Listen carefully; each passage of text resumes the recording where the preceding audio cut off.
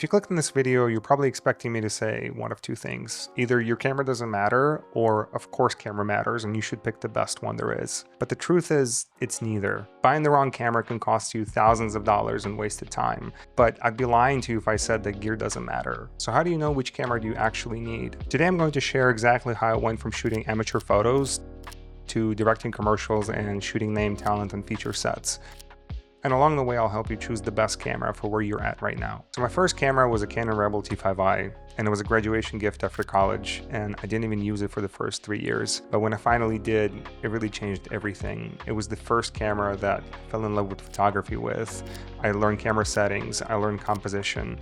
I shot my first street photography, my first portraits, even my first short films. It only had 18 megapixels and shot 1080 at 8-bit, but to me it didn't matter because that camera was perfect for where I was at. It was the perfect camera to get started with. Then I began leveling up and I actually started to get paid photography and videography gigs, and I quickly realized that I needed more dynamic range. I needed 4K, I wanted to play around with full frame sensor, I needed to shoot the 120 frames per second juicy B-roll that was so popular at the time thanks to Peter McKinnon. So I upgraded to Sony a7 III. And it was the perfect camera for the time. It was perfect for my one-man band directing gigs. It was the camera that I learned lighting and directing with, and I started to experiment with my style as a director and find my voice. I even started to figure out some color grading with it as well. Then I got my first ever gig as a BTS photographer in the feature film, and then 5 more consequently after that.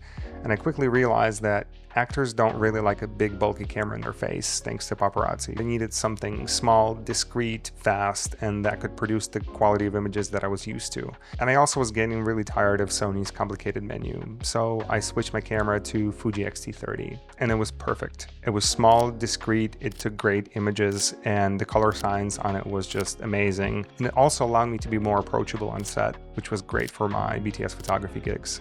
It even had a built-in flash, which helped me to take my first steps in flash photography. It had a 26 megapixel sensor. It did shoot 4K video, but the rendering was horrible, so I didn't really use it that much. But it didn't matter to me because I was mostly shooting BTS photography on feature sets and some event gigs. As I shot on more features, I started to get asked to do EPK package work, which included some video interviews with the stars. And I also started to get asked to do video work for my event gigs as well. And my small Fuji XT5i just couldn't handle the video workload. So I found myself renting a video camera for those gigs, and the costs for that started to quickly add up. So I got this baby that I'm shooting on right now, which is a Fuji X-T5, and it fits my needs perfectly. It shoots 6.2K at 10-bit, shoots 4K at 60 frames per second, it has a 40 megapixel sensor, it's not too big, it's not too small. I shoot YouTube videos with it, BTS photography on feature sets, photography and videography for event gigs, I shoot fashion editorials with it, and I even use it as a C-cam for some commercial gigs that I've directed.